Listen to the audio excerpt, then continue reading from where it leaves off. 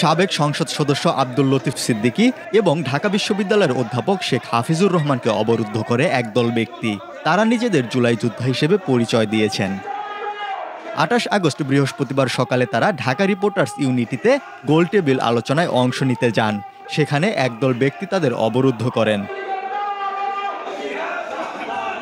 আমাদের মহান স্বাধীনতা যুদ্ধ এবং বাংলাদেশ সংবিধান শীর্ষক গোলটেবিল আলোচনার আয়োজক ছিল মঞ্চ ৭১ নামের একটি প্ল্যাটফর্ম।